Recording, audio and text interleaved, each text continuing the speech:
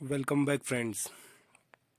आज हम जो बाकी बचे हुए टॉपिक थे अभी, जो है कि electrolysis, pH and hydrogenation, rancidity, ये इसके बाद के जो भी टॉपिक्स हैं वो बचे हुए हैं।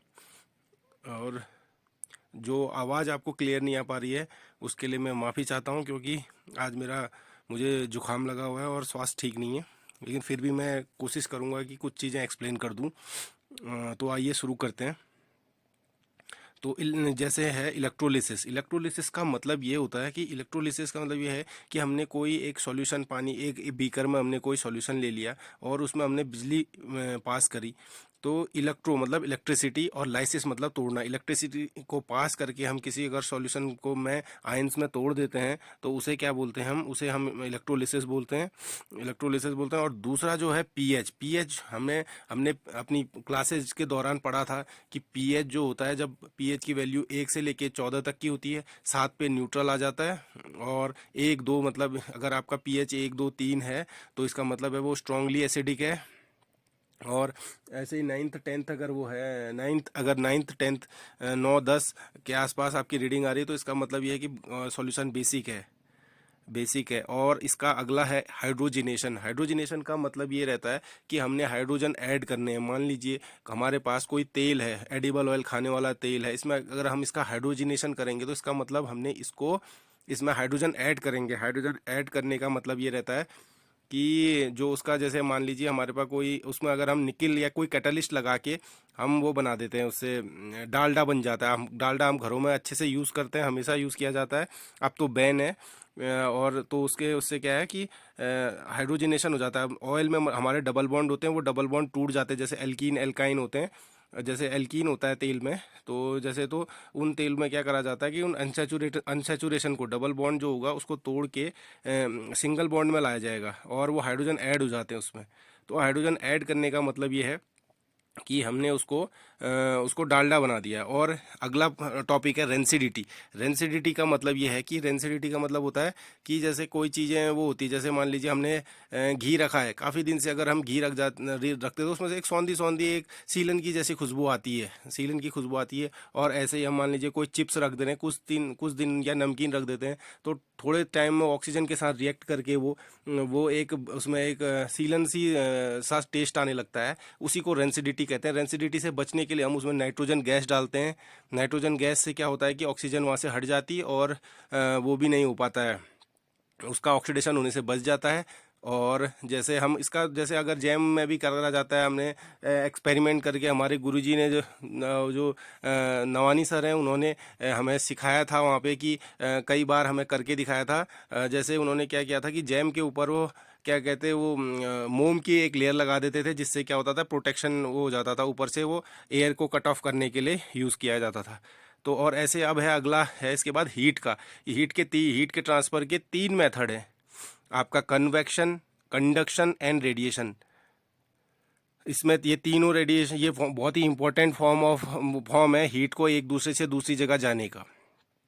कन्वेक्शन, जैसे मान लीजिए कन्वेक्शन जो है उसमें क्या होता है, जैसे हमने पानी गर्म किया तो पानी में क्या हुआ, जो जो जो जिस भी हम भगोने में या जिस बर्तन में उसको गर्म करेंगे तो पहले नीचे वाले गर्म होंगे और वो हीट एब्जॉर्ब करके ऊपर सतह में चले जाएंगे और ऐसे ही पूरी प्रक्रिया चलेगी। और आपने उबलते हुए पानी को देखा होगा, वो जिस तरीके का उसमें वो उस तरीके कुछ एक सर्कुलर मोशन जैसा दिखाई देना, उबलता है, ऊपर नीचे जाने लगते हैं मॉलिक्यूल्स, तो हम वहाँ पे उसे हम कन्वेक्शन समझ सकते हैं। और जो कंडक्शन है, कंडक्शन बहुत ही ईजी है। जैसे हमने एक लोहे की कोई छड़ ले ली, कोई सरिया ले ली, उसको हम एक साइड से गर्म करते हैं तो वो दूसरे साइड भी गर्म हो जाती है। हमने काफ़ी चीज़ों में कई बार देखा रहता है कि जैसे घरों पे खाना बनाते हैं या कहीं पे बनाते हैं तो अगर बर्तन में वो जो हमारा पकाने वाला पलटा है, अगर वो आपका गर्म उसी में रह गया तो पूरा हीट कंडक्ट करके वो पूरा गर्म हो जाता है। इसी को कंडक्शन बोलते हैं। और जो रेडिएशन है, रेडिएशन का मतलब ये होता है कि जैसे धूप से, जैसे सूर्य से किरणें पृथ्वी में पड़ रही हैं तो वो क्या करते हैं, जब सरफेस पे, जो हमारी सतह पे, वहाँ पे टकरा के उनको गर्म करती है वो। और जैसे हमारे जो वायुमंडल में जो धूल है और जल के जो कण हैं, जो जल है और कण हैं, जो जिनको बोलते हैं वाटर वेपर जो होते हैं, उनको गर्म कर लेता है, क्योंकि उनसे सरफेस किसी चीज़ से टकराएगी तो अब गर्म होगी रेडिएशन में। रेडिएशन इस तरीके से हीट रेडिएशन में भी ट्रेवल करती है, और ज़्यादातर क्या होता है, इंफ्रारेड रेज जो होती हैं वो हीट को लेके चलती हैं। अब अगला है principle of evaporation. Principle of evaporation and refrigeration है। इवेपोरेशन वाले प्रिंसिपल का मतलब क्या है कि इसको धूप में रख के और नमी ना जहाँ बिल्कुल भी नमी ना हो, और उससे हम क्या करते हैं, इसको सुखा लेते हैं। जैसे जितने पापड़ हैं, जितने भी हमारी सूखी सब्जियों को जो सुखा के हम आगे के लिए रखते हैं, अगले साल के लिए रख लेते हैं, और इसको हम इवेपोरेशन में ले लेंगे। और जो रेफ्रिजरेशन है हमारा, रेफ्रिजरेशन तो हमें पता है कि हम घर पे यूज़ करते हैं, अपना रेफ्रिजरेटर यूज़ करते हैं, और डीप फ्रिज जैसे जो शॉप्स पे होता है वहाँ पे डीप फ्रिज या होटल्स में यूज़ किया जाता है, जो उसको क्या कहते हैं, कुछ जो ज़्यादा जल्दी ख़राब होती हैं, या जैसे होटल्स में जो ग्रेवी और चीज़ें रखनी होती हैं वो हम डीप फ्रिज में रखते हैं, और वो ही रेफ्रिजरेशन का होता है। और आपका रेफ्रिजरेशन में हमारा अलग अलग तरीके का टेम्परेचर सेट किया जाता है। कुछ सबसे ज़्यादा जो ढंग से अगर हमें ज़्यादा करना है तो लिक्विड नाइट्रोजन में रखेंगे।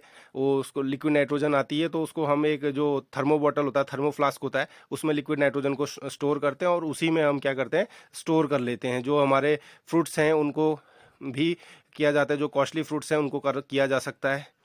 Thermal factor in food processing. Thermal factor जो है हमारा फूड प्रोसेसिंग में बहुत ही इंपॉर्टेंट है। थर्मल फैक्टर में क्या होता है, जैसे जो हमारी पूरी कैनिंग की प्रोसेस है वो एक थर्मल प्रोसेस है। उसमें डिफरेंट टाइप के 16 लगभग हमारे पास 16 स्टेप्स होती हैं जिसमें हम उसको प्रोसेस करते हैं, और हर स्टेप में हर जगह अलग अलग टेम्परेचर हैं।